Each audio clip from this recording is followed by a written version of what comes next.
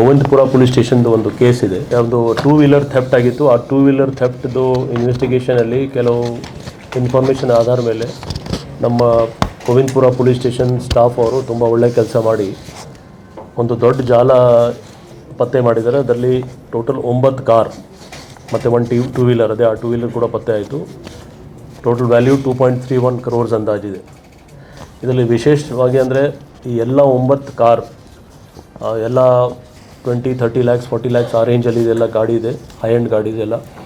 ಈ ಎಲ್ಲ vehicle theft ಆಗಿರೋದು ಡೆಲ್ಲಿಯಲ್ಲಿ ಪ್ರಾಪರ್ ಅವ್ರದ್ದು ಎಲ್ಲ ಪ್ರತಿಯೊಂದು ಕೇಸ್, ಒಂದೊಂದು ಕಾರ್ದು ಎಲ್ಲ case Delhi Punjabi Bagh, Vivek Vihar, Bharat Nagar, Amar colony, Raj park, Lajpat Nagar, cantt station ಎಲ್ಲ ಕ್ರೈಮ್ ನಂಬರ್ಸ್ ಅಲ್ಲಿ ರಿಜಿಸ್ಟರ್ಡ್ ಇದೆ.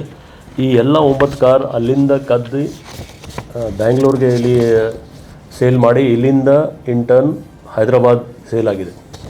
ಸೊ ಡೆಲ್ಲಿ, ಬ್ಯಾಂಗ್ಳೂರ್ ಮತ್ತು ಹೈದರಾಬಾದ್ ಇದರಲ್ಲಿ ಪೇಪರ್ಸ್, ಫೋರ್ಸ್ ಡಾಕ್ಯುಮೆಂಟ್ಸ್ ಕ್ರಿಯೇಟ್ ಮಾಡಿ, ಸೊ ನಾವು ನಮ್ಮ ಟೀಮ್ ಅವರು ಒಳ್ಳೆ ಕೆಲಸ ಮಾಡಿ ಇದು ಪತ್ತೆ ಮಾಡಿದರು.